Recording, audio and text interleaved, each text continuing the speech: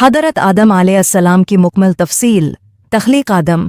अल्लाह ताला ने जब ज़मीन व आसमान, पहाड़, समंदर और दीगर मखलूक़ात को तख्लीक कर लिया तो इरादा फरमाया कि ज़मीन पर एक खलीफा पैदा करे।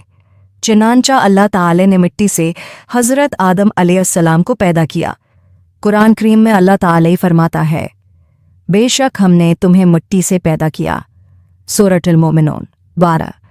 अल्लाह ने मिट्टी को मुख्तलिफ मराहिल से गुजारा।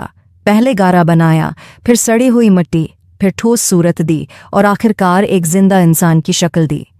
हज़रत आदम अलैहिस्सलाम को इल्म सिखाना। अल्लाह ताला ने हज़रत आदम अलैहिस्सलाम को इल्म अता फरमाया। आपको तमाम अशिया के नाम सिखाए गए।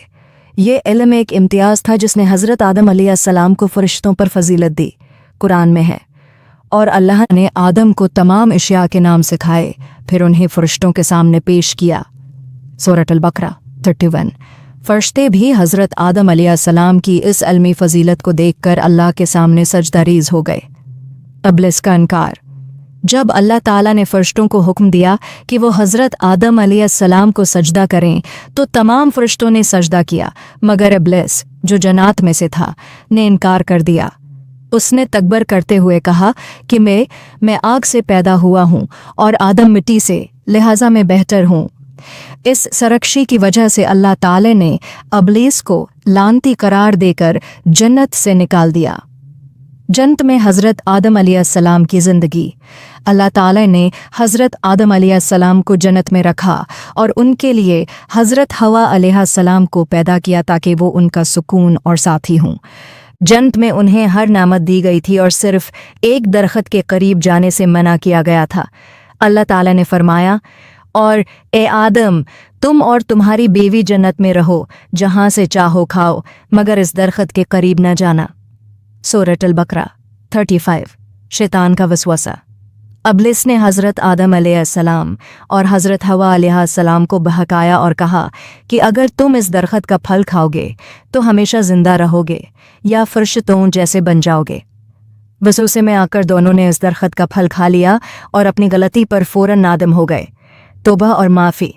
जब हज़रत आदम अलैहिस्सलाम और हज़रत हवा अलैहिस्सलाम ने अपनी गलती का एहसास किया तो अल्लाह ताला से माफ़ी मांगी।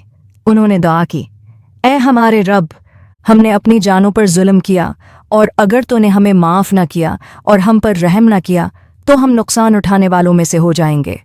सूरह अल-आराफ 23। अल्लाह ताला ने इनकी तौबा कबूल फरमाई, लेकिन बतौर आजमाइश उन्हें ज़मीन पर उतारा ताकि वहाँ बतौर खलीफा अपनी ज़िम्मेदारियाँ निभाएं। ज़मीन पर हज़रत आदम अलैहिस्सलाम का मिशन। ज़मीन पर हज़रत आदम अलैहिस्सलाम का काम अल्लाह की बंदगी करना, अपनी औलाद को अल्लाह की पहचान कराना और दुनिया में अल्लाह के कानून का नफाज करना था। आपने अपनी नस्ल को दीन, सच्चाई और नेकी की तालीम दी। औलाद।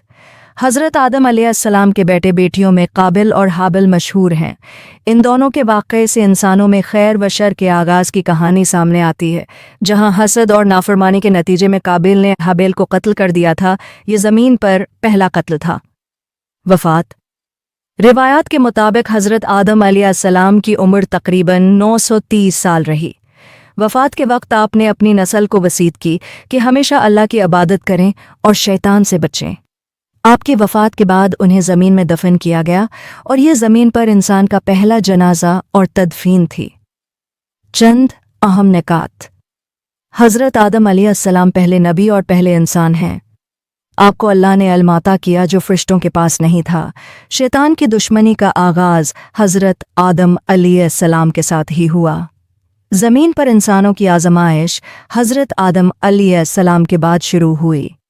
हज़रत आदम अलैहिस्सलाम ने इंसानियत को दीन, इबादत, सच्चाई और सब्र का सबक दिया।